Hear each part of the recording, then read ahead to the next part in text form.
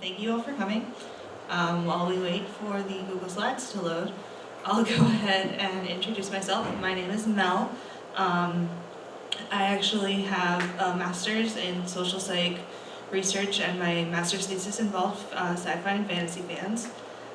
Particularly, I looked at some forms of bias and relationships between fandom and bias, but in the process of doing research, background research for my thesis project, I learned a lot about the history of fandom, and I wanted to, particularly the role of and treatment of women in fandom. And by women, I mean women and female-bodied individuals who may or may not identify as women. Oh, come on. Okay, this is... Okay, we're just gonna do it this way then. Yeah. Can everyone see that? Awesome. So, I don't want this to be me talking at you for a whole hour. So I wanted to have some time for me to talk to you a little bit about what I've learned, answer any questions you might have, and I also wanted to have some time for discussion of your own experiences in fandom, whether good, bad, or neutral. I know I have a couple of instances of being like catcalled or having some creepy guys like trying to talk to me and get like hit on me and stuff. I want to hear definitely what you guys' experiences are, if they're similar to or different from what I've learned about the typical experiences. So yeah, I'll go ahead and get started. So the first thing I always asked when I did any of my research studies was, how do you define a fan? So I want to ask you guys, how do you define a fan of something? Someone who enjoys said something. Someone who enjoys something. Spends a lot of time, thinking about it. Alright, spends a lot of time thinking about it. When it becomes more than just your hobby. I like that it's when it becomes more than just a hobby. You all have really good answers. So I want to show you some of the answers that I got in one of my studies. Someone who follows the news or events of something, feels emotion if they win or lose, looks forward to anything new from this something, and has interests involving that something. And we're not looking for any type of specific like fan of a specific thing, just a fan in general. The next one I got was a person who is passionate about a certain subject, be it a sports figure or a team, an actor, a singer, films, or genres of fiction. Someone who enjoys the whole spectrum or most of the spectrum of that particular thing, so the whole series or all of the songs of an artist. And finally, someone who really enjoys something. So I noticed that these and a lot of the other definitions that I got really involved some level of enjoyment or passion, and a lot of them, I didn't put it in here, also involved like them identifying themselves as a fan. So it's a little tautological, I guess, but a fan of something is someone who says they're a fan of something. So academically speaking, a fan is kind of generally defined as an individual who participates in a subculture that's organized around a specific object. So we can have sports fans, we can have music fans, we can have sci-fi fans, we can have pretty much a fan if there's a subculture around it and you participate in that subculture, you are academically considered a fan of it. Groups of fans comprise fan communities, also known as fandoms. And something that I found really interesting was that fandoms were described by this gentleman named Henry Jenkins as a participatory culture. So merely watching or listening is not enough. Fans have to kind of get involved, do something, take that work and make it your own. And we see that a lot. I'm going to talk about fan fiction and cosplay later. So that's kind of examples of how a fandom, particularly sci-fi and fantasy fandom, are these participatory cultures. And actually a lot of the work on fans, at least in sociology and media studies has come from sci-fi fans, particularly started with Star Trek and Doctor Who back in the 60s, but it's sci-fi and fantasy fandom has been very influential in the sociological side of fandom studies. So where did the word fan come from? Supposedly the word fan was first used in the 17th century in England as a shorthand for the word fanatic. Eventually it did make it over into the United States around the 18th century, and journalists used it to describe baseball spectators, so baseball fans. Eventually the term usage became a lot more broad, covering music and eventually film, and now we have our definition of someone who participates in a subculture around a thing. So there are actually benefits of being a fan. Most of the psychological work that I'm going to talk about has been done concerning sports fans. There's actually not a lot of work in psychology about sci-fi and fantasy fans, so I had some fun doing my thesis. I've delved into a lot of sociology and media and cultural studies. So a group of researchers discovered a phenomenon known as basking in reflected glory. So they noticed that among college students, whenever their team would win a sports team would win a game, there were more instances of people wearing school t-shirts referring to themselves as a we, kind of identifying with the sports team even though they themselves were not on the team that won. So other studies have found fandom to be a protective factor against feelings of depression, have found that fandom fosters feelings of self-worth and belongingness, and also that fandom has kind of positively related to feelings of trustworthiness in others. So if you are a fan of something that I am a fan of, I'm more likely to find you to be a trustworthy person. And again, this research has been done done concerning sports fans, but I think it's reasonable to, I think if we studied sci-fi fans, we'd find similar results, possibly even more. So fandom dates back to the 1920s, so sci-fi and fantasy fandom.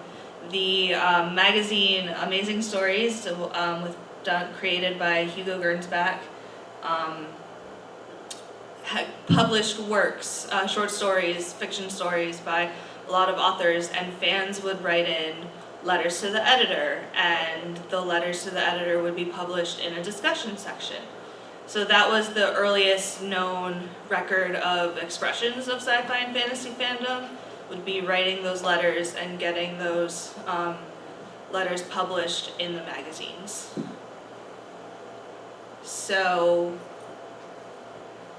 we did have evidence of women writing letters to the editor, and actually there were so many letters from female fans that Hugo Gernsback actually wrote in one of his editor's notes that a totally unforeseen, particularly about the name Amazing Stories, a totally unforeseen result of the name, strange to say, was that a great many women are already reading the new magazine. This is most encouraging. We know they must have picked up Amazing Stories out of curiosity more than anything else and found it to their liking. And we are certain that if the name of the magazine had been Scientification, they would not have been attracted to it as a newsstand. So already we're getting this idea that women and sci-fi don't really mix, and that women aren't so interested in the science part of it. So here are some experts. Hi everybody who just walked in. I just love that Hello, word good morning. scientification, though. Good morning. So what some, more often than not, letters from female fans were not published, as frequently as letters from male fans. So here's a couple of examples from quotes from letters from actual female writers. For more than a year, I've been a reader of this magazine, and this is the first time I've seen a letter from a woman reader. In fact, I was somewhat surprised, as I had believed that I was the only feminine reader of your publication. And another woman wrote in her letter, "I have noticed that you print more letters written by men than by women, so I suppose this won't get in." It did. Interestingly enough, when letters from female writers were published, they were more focused on the fact that it was a letter from a female writer than emphasis was put on the content of their letter. So we would get headings like "a kind letter from a lady friend and reader," or the comment, "a very interesting letter from the member of the fair sex," or my personal favorite, "We are glad to hear from one of the fair sex and would be glad if more of the weaker sex were contributors to our discussions columns." Nice. That's a beautiful statement. Isn't it? This was, and again, this was 1926, late 20s, early 30s. So, a few female writers kind of called out Hugo Gernsback on, "Hey, you're not publishing a lot of letters from women," or something like that, and his response was, "As a matter of fact, there are almost as many women among our readers as there are men. The only difference is that our male readers usually bring up some point of scientific interest, while the ladies content themselves with general expression of approval or disapproval. We are always glad to hear from our feminine readers." So again, kind of separating women from the science part of the science fiction, which I think is really interesting. So, saying that the women aren't really fans of what's being written down, fans of the stories, they're not really talking about the stories themselves, they're kind of saying, "Oh, I like this," or "I don't like this," or "I agree or disagree."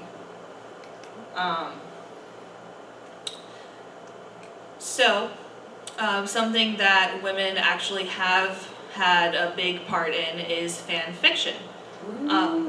So fan fiction actually dates back at least to the 1960s.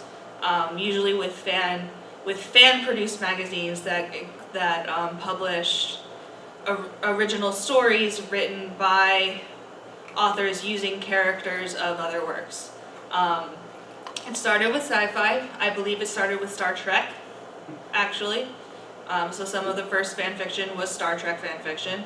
But eventually it actually spread and became a lot more broad to a lot more genres. Like there's NCIS fan fiction, or insert other cop drama fiction, name fiction. I'm pretty sure there's probably like Big Bang Theory fan fiction out there somewhere.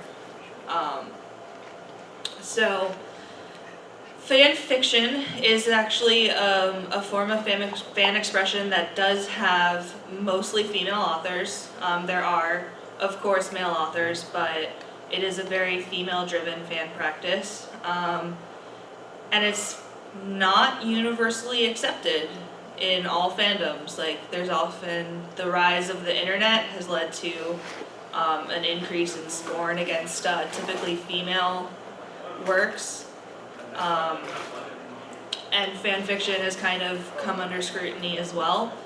However, the fanfiction community itself can kind of be up and down of how supportive it is. I talked to a couple of friends, and one of them admitted that that the fanfiction community was one of the least toxic internet places that she's been to. Though admittedly forums do sometimes get heated. But I know I personally have been involved in the fanfiction community, and I've gotten nothing but positive responses, and I don't know if that is the norm or why that might be the norm. If it is, perhaps it's because it is a place where a lot of female authors come and they find a network of support from other female authors. So now let's move on to the present day. Female fans still marginalized and harassed. A study that I did that was some unpublished data show that fans do recognize that harassment and marginalization of female fans is a problem. Interestingly, actually not surprisingly, non-fans don't see this as a problem, but both fans and non-fans did agree that women were less likely to be a science fiction or fantasy fan. So I asked them, in this case they were asked to self-identify as a sci-fi fan or not a sci-fi fan, and we asked them the question and they had to rate on a scale how much they agreed of women are less likely to be seen as fans, and women were significantly less likely to be considered fans. So we still kind of have this phenomenon coming up almost 100 years later, that for some reason women are being excluded from fandom. So it's just some interesting statistics. 59% of fans recognized harassment as a problem in the community. This is from a sample of about 36 to 4,000 people. 25% of female participants reported experiencing harassment at a convention. I know some conventions have actually faced scrutiny for not having a clear or well established or well enforced harassment policy. I believe San Diego Comic-Con actually a few years ago came under a lot of scrutiny for that. 13% of women who responded had reported unwanted sexual comments, and 8% reported assault, groping, or rape at a convention. Obviously this is not okay. A group of female cosplayers and male crossplayers, so men dressing up as female characters, also face scrutiny, so much to the point that groups of cosplayers have come and created groups. I believe one of the most prominent ones is Cosplay Is Not Consent, where they go and they post pictures of different cosplayers with signs saying things like cosplay is not consent, or different comments that they've gotten from people. I personally don't cosplay much anymore because I've gotten a lot of unwanted pictures being taken. So like people taking my picture without asking me first, and that makes me super uncomfortable. So I don't cosplay as much, which is sad because I love cosplay. So women in gaming, calling it a toxic environment is probably a little bit of an understatement. Death threats and rape threats and general sexist comments towards women or suspected women, because through like Xbox Live or other gaming communities, are unfortunately very common.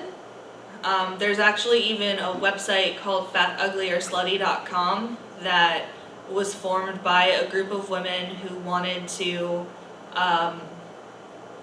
bring together like the different comments that they've gotten from men on gaming communities, and they have it divided into lots of different categories. Let's see actually if I can bring it up.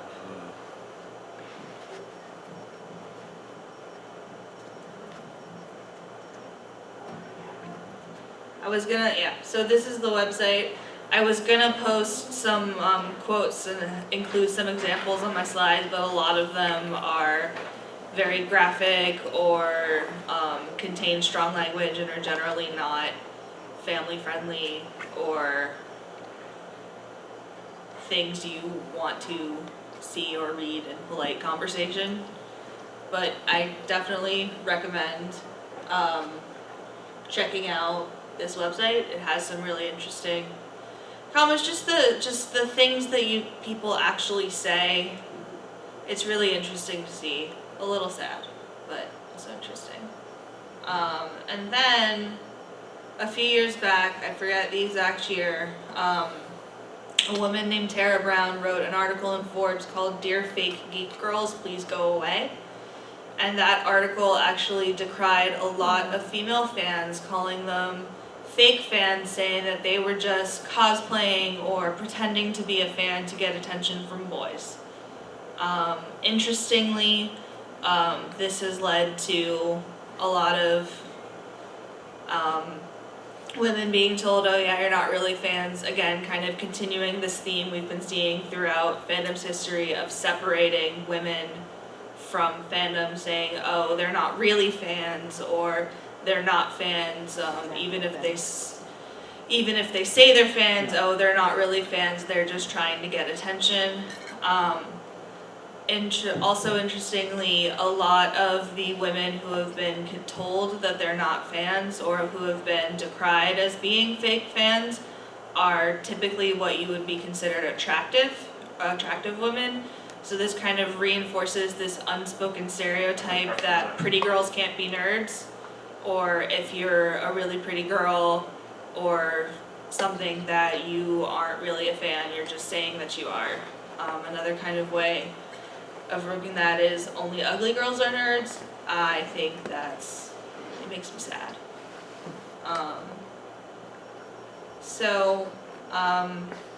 Now I guess I have some time for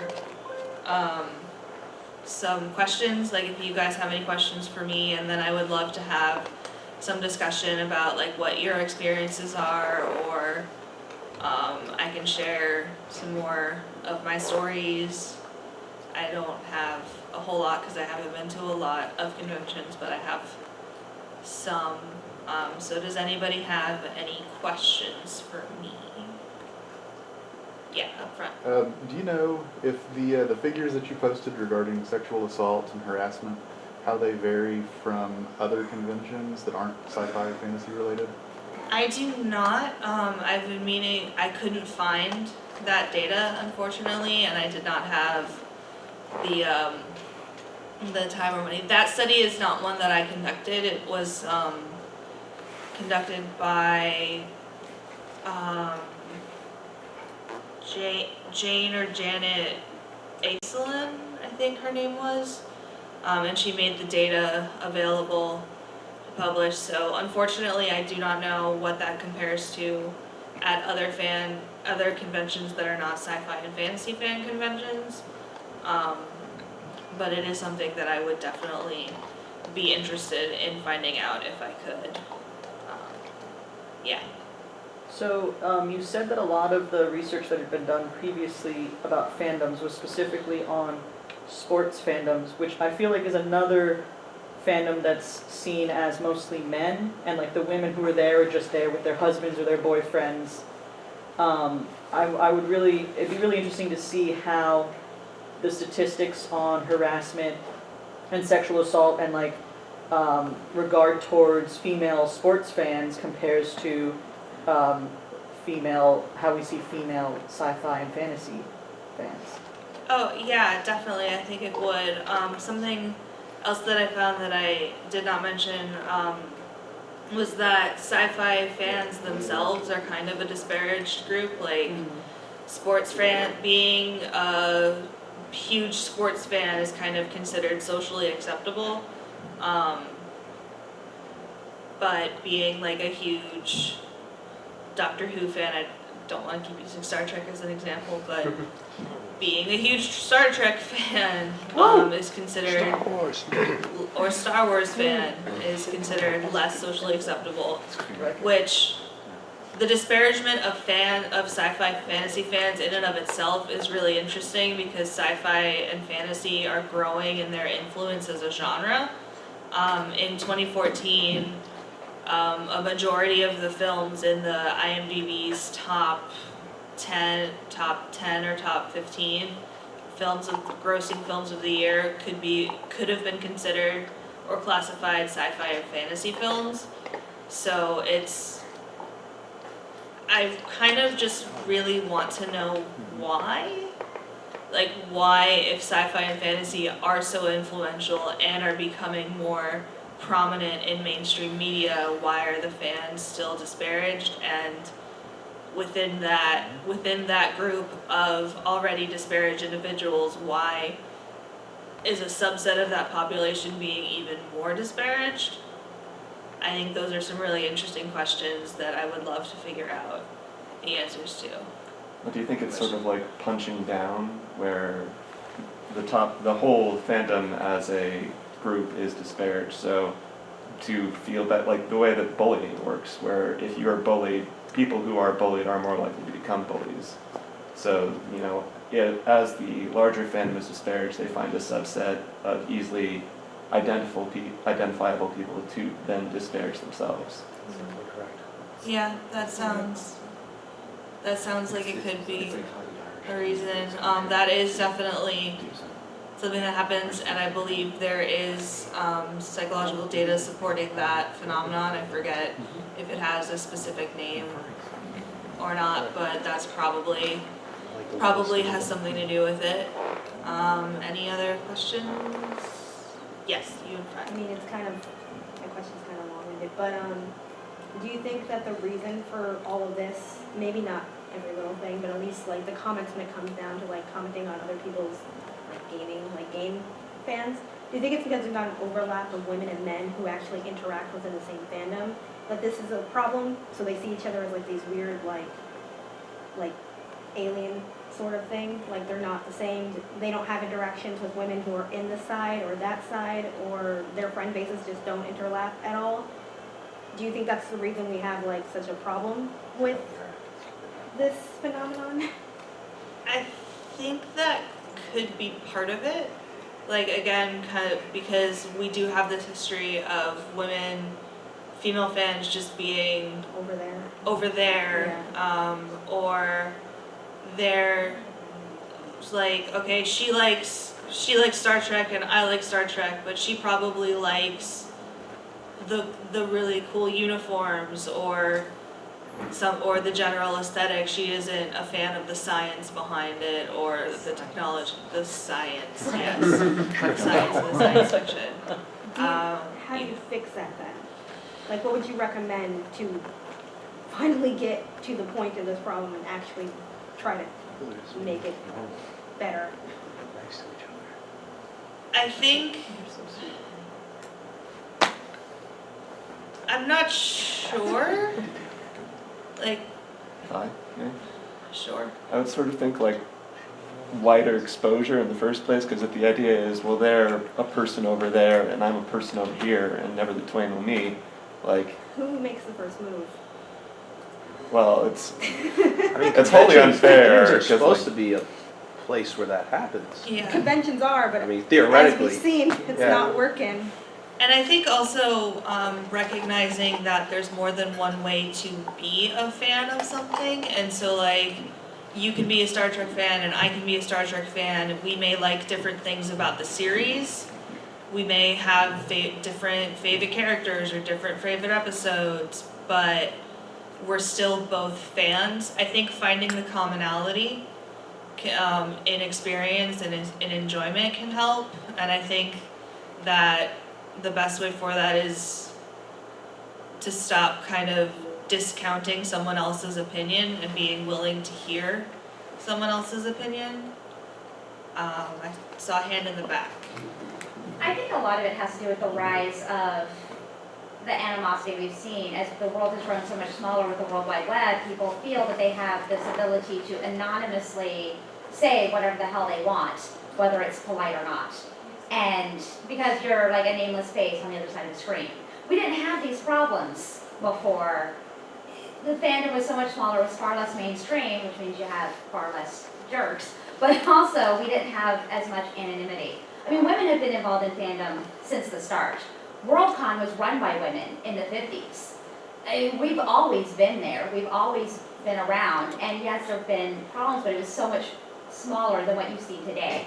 I mean, we're living in the post-Gamergate, post-sad puppies world where people, again, felt that they were anonymous and could say whatever they want and felt that they could do all sorts of horrible things to women because they felt threatened. But you didn't get that 20 years ago. People were just like, yay, another fan! So I think there's a lot of it with the anonymity that's the internet has given us. We have so much more of a voice, but it's anonymous, so people are just mean. back there and then up front. Yeah, I think, in general, there's gotta be a cultural shift, a cultural change, because that viciousness is really what discourages women from being the people who make the first move. Because, when we step forward and we say, hey, I like Data, I like Worf, I like, Picard, best captain, guys are like, prove it, basically, write me a thesis right now, what's your favorite episode, can you do the flute from Inner Light? I mean, it's always like, oh, you have to show your credentials, and like, there's this instant hostility. And the truth is, and I hate to say it, but guys don't listen to girls. Guys will only really listen to other guys. So it's kind of got to come from guys themselves to hold themselves accountable for the dicks and keep the dicks in line and shut the dicks down and tell the dicks that's not acceptable anymore, because guys won't listen to women when we say that. They dogpile on us when we say that. That guys defend other guys when we say, hey, you're being kind of a dick. They're like, oh no, he's just a nice guy, he was just drunk or whatever. He's just So, joking, come on, bro. It's gotta come, unfortunately, it's kinda gotta come from guys. Guys have to, and then we'll be more than happy to participate as well, but like, we can't even get a foot in without getting blown back out. Yeah, I have a friend who's a big comic books fan, and she has had similar experiences from other comic book fans where she's had to kind of like prove her nerdiness or something, kind of something like that, where like they'll ask her like, oh, well, if you're a fan then you must know this, this, and this, or you're not a fan unless you're able to do this, this, and this. I saw a hand up there and then back there. So I'd actually like to add on to what the lady back there was talking about feeling threatened. I think that's actually a really valid point, because like I've played D&D, for example, in an all-male group, and that is a completely different dynamic than when you play D&D in a co-ed setting. Like the chainmail bikini is the classic example. Like it's an impractical thing, but it's like a male fantasy. And then when you incorporate women into that mix, women are going to be like, why would you wear a chainmail bikini? That's stupid, maybe. And so I think maybe these male fantasies are threatened, and they want to push women out of that space so they can just do what they want and feel free to be as raunchy as they want. You in the black shirt and then back there. Well, I was just saying, we some of us went to a geek dating advice panel yesterday, and I felt like the two are very somewhat similar, because you have a lot of, I'm not saying those guys there are a part of this negative group here, but a lot of them are expressing like, oh, if only I could meet someone who shares a similar geek fandom interests of mine. And you would think with so many females in various fandoms that there would not be this hostility. You guys would be like welcoming and oh, it's a future romantic future with someone. I don't know. You would think, right? I think this is the gatekeeping. I think the question is when did this really start? Because it was from a point where, people would be like, oh my gosh, you like this too, what do you like about it? Oh, and you went from a very earnest, section of quizzing, oh, well, did you like this episode and blah, blah, blah, and well, I didn't really like that episode, or I'm not really into that, I'm into this, and that was okay. But somewhere along the way, it became this gatekeeper where, well, you need to reach at level X before you're even a real fan kind of an attitude. And so it went somewhere from friendly, just excited to meet someone. And is that because now that fandom has become so mainstream that we're everywhere? I mean, when I was growing up, I was like the only kid in my entire school who watched Doctor Who. It was on PBS at God only knows what hour. And everybody's like, but they're like rubber masks and it was bad effects and stuff because it was the 1980s. And I got sent to the principal's office for wearing a pin that talked about Daleks because the teacher didn't know what a Dalek was. To now, you can go anywhere and there's Doctor Who stuff everywhere. You're driving down the street and like every third car you have has like a Doctor Who logo, right? And so we're more everywhere, we're more seen. Case in point, I worked at Doctor Who convention and I I didn't even know who was in my department until I get this department email, and I went and I looked at it, I was like, you know a guy named Josh Talley, like back in high school. I bet it's not the same guy, and I got there, and I'm looking at him, and I'm like, dude, did you go to Chancellor High School and graduate in like 1993? And he goes, yeah, and I'm like, dude, we dated. Why weren't you cool back then? He goes, what do you mean? I'm like, the whole reason I broke up with you was because you were such a loser and you had nothing interesting about you. And he goes, well, I really liked stuff, I didn't feel comfortable sharing that part of me. And I said, well, I don't know where you were, because I wore nerd shirts to school in the 90s. I was the person who had the Doctor Who scarf that I knit myself. You know, like, I was there. You had me. What the heck, you know? And so I wonder where, you know, where did this dynamic change from? We're so small and we feel so alone. So we're just like, oh my gosh, you're like me, and so excited to meet a person, to feeling like you got to put up all these barriers to be like, well, you need to be a certain level in order to even relate with me. You know what I mean? I feel like part of that could be because of the explosion of the community, trying to maintain that sense rather than kind of going with and embracing kind of the new explosion, wanting to retract and maintain that small, intimate community, so kind of creating barriers to entry.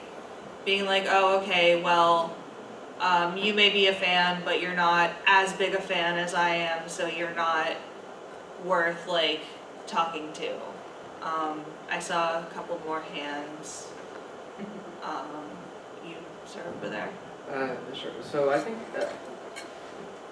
I'm not sure if I'm going to do a good job of expressing this, but I think what we're seeing is kind of an intersection of two things. One, I think, is more recent, which is there's a kind of a cultural trend right now, I think it's probably been about the last 2 decades at least, where it's become like cooler not to express deep interest in something, and that's running up against the popularity of, you know, geek culture, sci-fi, fantasy, because when you, at least what I feel is when you really express like a deep love of something, like some aspect of fandom, anything really, you're basically making yourself vulnerable. So if I talk about like how much I love Star Trek, I can go on and on about it, but I'm basically making myself vulnerable because somebody else attacking Star Trek makes it such that like it's almost like it's attacking me, so I'm putting myself on the line. So there's like this fear of making yourselves vulnerable by expressing that like deep love of something, especially if it's something associated with like things that are really maligned, like nerd culture. That's coming up against, I think, something that's a lot older, which is a tendency, especially among, I think, men and boys who are, I'd say, very immature when it comes to dating, when it comes to interacting with women, in a need to maintain some kind of superiority. And so this idea that it can be subconscious or whatever, but it's this idea that because there's so many people, they can't accept somebody who is basically at the same level or more than they are, because it feels like, okay, well, I don't have any leverage over them. So that's where it goes from this transition of, oh, you know, it's cool that they have this interest, to, oh wait, they may know more than me. And it's like, okay, well, I need some way to maintain my own sense of superiority. So I think that's like a lot older thing.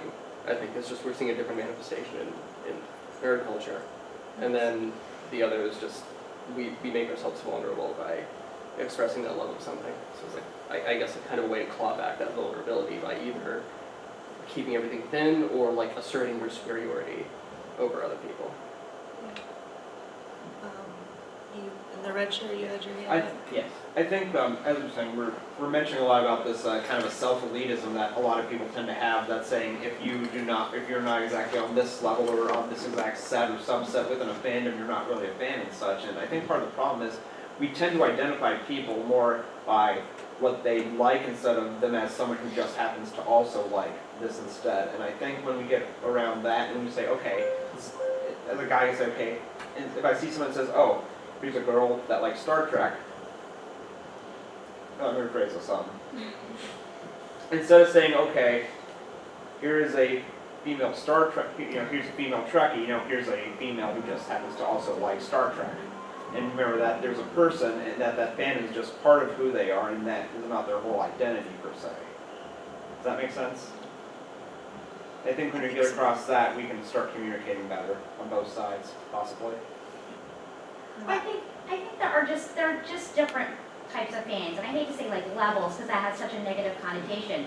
But you have somebody who just really wants to watch the show because they enjoy the show, and there is nothing wrong with that. That is still a fan. But then you've got the person who wants to know every intricate detail and know like every like frame by frame of a TV show, and is going to be able to tell you, well, in episode 5 of season 7 of blah blah blah show, there was a mistake at 22 minutes and 13 seconds in. You just have people who are into that kind of trivia, and that's okay too. And there's no real difference in equality between the person who just really enjoys watching a show and the person who wants to get that minutia detail. But for some reason, there has become like a competition, because you do kind of think of it as levels in a competition sort of, you know, like in the gaming world, we know like a level 1 is a newbie that is very underpowered, and then a level 20 has had the game experience. And so somehow we think with these different areas of where you like your fandom that is kind of that game tier level, and it's not really, it's just a matter of what is your interest level. And maybe you're not the person who's really into science, but you enjoy science fiction because you like the ingenuity of it or whatever. But you don't really care that, you know, how on earth does warp speed actually work scientifically speaking. You know, like that's just different areas of interest. You know, you've got the person who wants to cosplay because they just want to dress up as somebody that they like, and they could care less how you make it, and they're willing to spend $500 to pay somebody down the street to make that costume. But it doesn't make them any less a fan or a person who enjoys costuming as the person who spends 40 hours making the same costume. You know what I'm saying? Like, Yeah. somehow we have tried to tier it into this, well, if you're a level 1 newbie, then, you know, level 1 fan and you're a newbie. But really, it's just more like areas on a map. You know, there's really no difference between Virginia and Maryland. There are 2 states out of 50, you know. No, that's a huge disagreement. Not getting into the Virginia-Maryland crossovers. But I'm just saying, like, when you look at it, I mean, there are 2 states out of 50.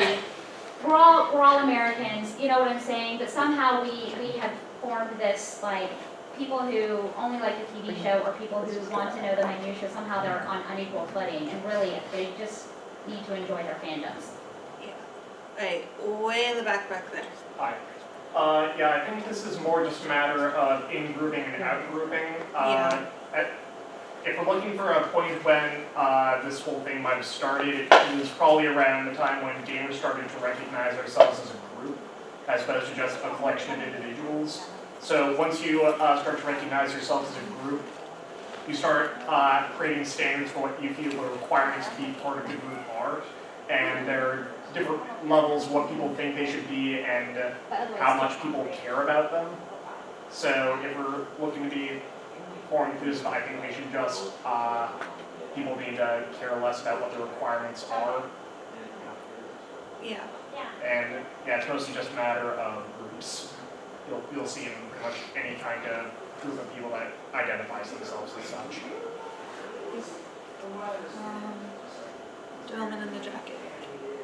No, you. Sorry.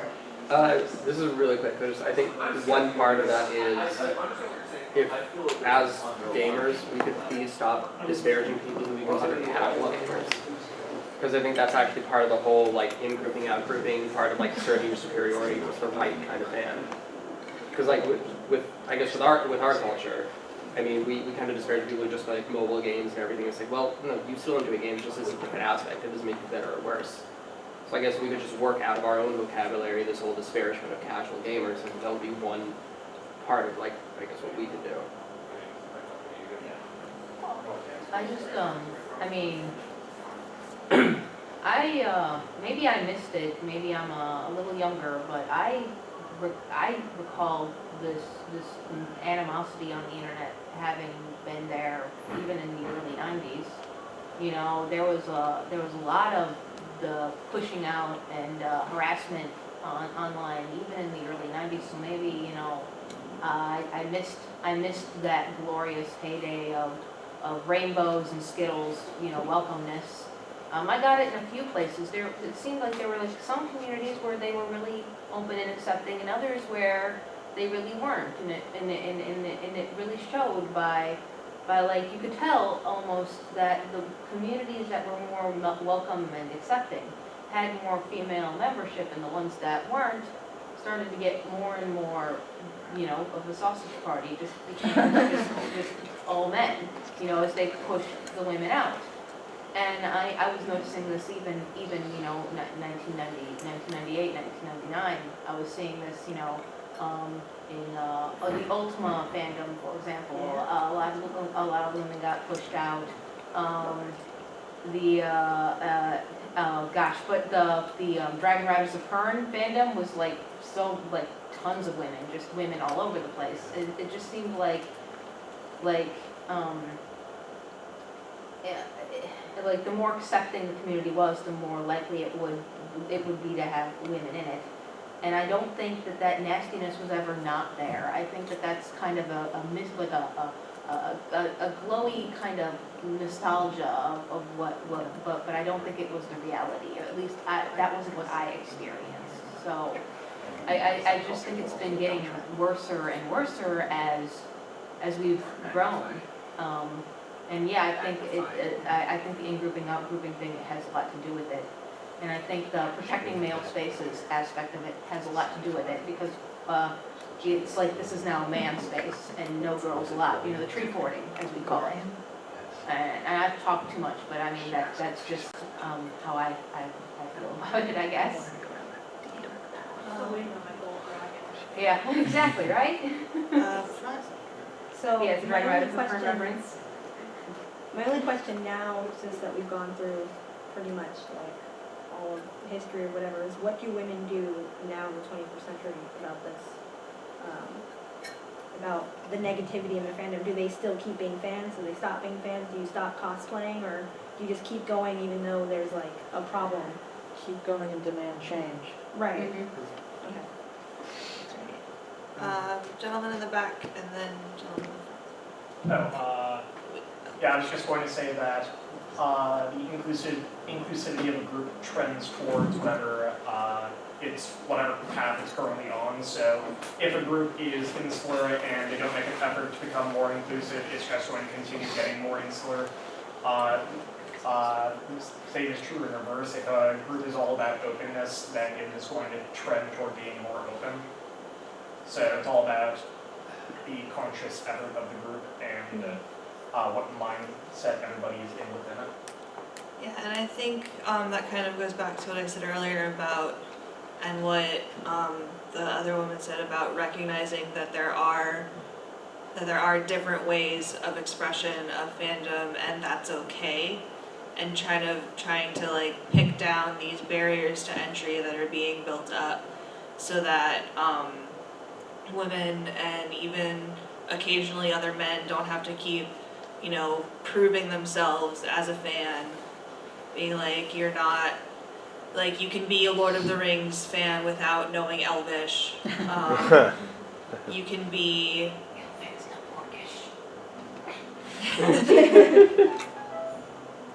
you can be a Star Trek fan and disagree over who the best captain is. You can. Why would you? I mean, it's obvious now. Yes, I was everybody knows it's Cisco. Yeah. Ooh. No, I'm a Cisco. I'm a Cisco. I'm with you. You're with this I'm guy? a Cisco. You turned into a god. Have fun with that. You had your hand up, sir. Yeah, so I did come a little late, so I'm sorry if I missed this, but is there any data on roughly how many women are participating in fandom? Like, in my data sample for the studies that I conducted, we actually had about I believe it was about close to 50-50 of male fans and female fans.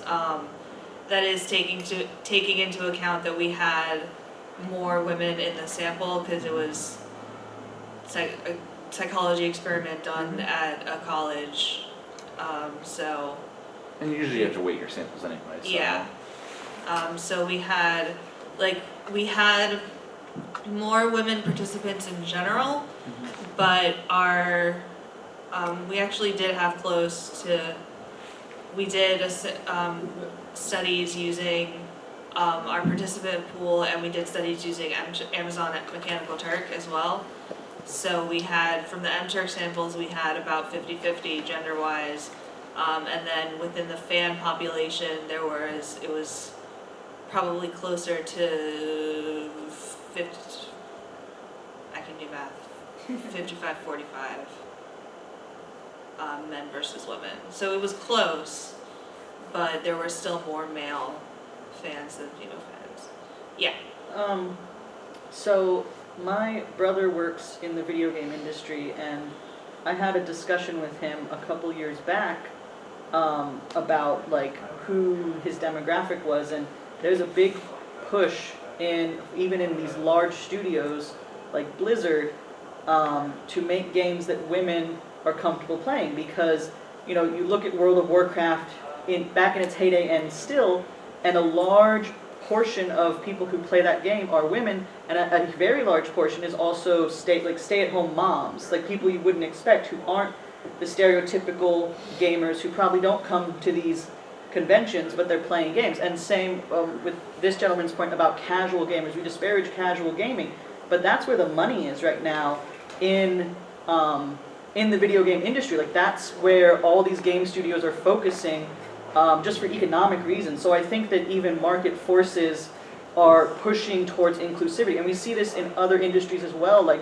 Coca-Cola realizes, hey, we should when we do these cutesy family-friendly commercials, we should put in, mixed race families and same-sex families and show inclusivity, because it's better for the bottom line to have that. So I think even just like being involved in demanding change, which is what I said as a response to your comment, I think that even just market forces are going to lead us there, but at the same time, some of these more entrenched, like gamers who are the gatekeeper kind of male gamer stereotypes are probably going to react even more, like come out of the woodwork, come out of the internet and say more things as a result, like trying to push back against that. But I think market forces will eventually lead us to a more inclusive gaming community, just because that's where the money is, and these companies, they're for profit, they want to make money, they want to involve as many people as possible. Do you happen to know, with respect to like the people who are doing the harassment, what sort of percentage of the population that they make up? Like, is this a very vocal, aggressive minority, or is it like way more widespread than that? I'm not sure, Okay. Unfortunately. We've got about 5 more minutes, so maybe a couple more questions. Yeah. Not so much questions, just Or comments. a comment, I guess. One thing that I noticed and have been noticing is when something starts to get really popular and starts to get more fans, all of a sudden, like the quote-unquote original fans get like really upset about it. Like, oh man, now it's not cool, quote-unquote cool or edgy anymore because all these millions of people like it. Like for example, there's a lot of anger I've seen in the Doctor Who community about how popular and marketable Doctor Who has become, and like how it's changed now that there are all these new people inside of it. When back, before David Tennant, basically, that it was quote unquote cooler because it was more obscure, and now that it's less obscure, it's not as cool anymore, and it's not as fun anymore. And it's kind of that hipster kind of aspect of it, that you like this niche, weird, tiny thing, and then like once it starts to get popular, it's not so unique anymore, maybe. And I would like us to move away from that as well, and like you just accept like when something becomes popular, when people start making money off of it, that's kind of a good thing, and like more people is actually a good thing. I guess that's all I had to really say is that. Yeah.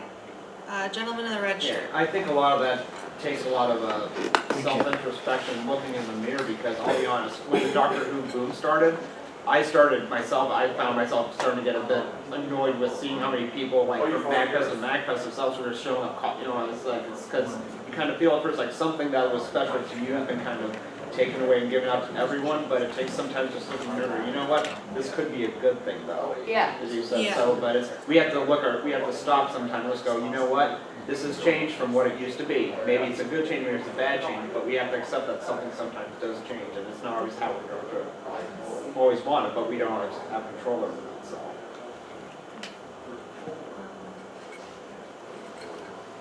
Yeah. I guess that's one thing, like, I think one other thing that we can do is also just try to train ourselves to get at, when something we love, like, gets a lot more popularized, we see a lot more new fans, just basically train ourselves out of the whole, oh, I feel like I'm kind of losing that thing that made me special to, oh, this is cool, I can maybe introduce people to things that they haven't seen before. So like, both me and my wife are like fans of a really obscure series of games that have a bunch of remakes, and whenever someone's like into the remakes, one of the things we're like, oh, that's cool, like, you should try to check out the Sega CD versions of it, those are really awesome. Yes, It's like, that's it's what not I a do. whole like, oh, we played it back when it was on the Sega CD instead of when it was on the PlayStation. It's like, no, there's this whole cool world and like, you're only beginning, this is really awesome for you that you get to like, explore all these things for the first time. What series? Lunar. Okay. Yeah. But yeah, like I guess if we kind of build ourselves into thinking in those terms, it's going to be a lot more inviting for fans because we think of it as like, oh, we'll get excited about seeing new fans rather than feeling like it's diluting what we Yeah, love. I mean, I'm a gamer, but I got introduced to other games that I really love through interacting with other fans because they're like, oh, you like Legend of Zelda, you gotta play Okami.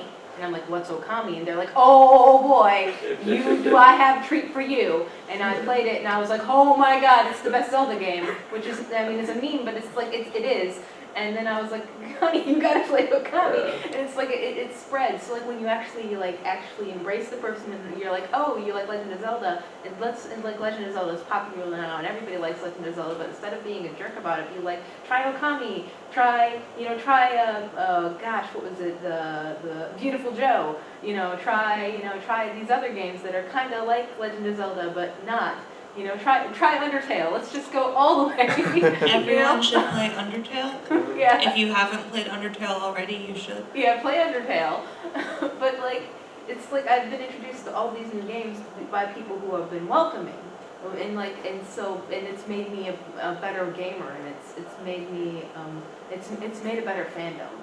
And instead of pushing people out, bringing people in, and like, so have you tried this old game? Have you tried this and that?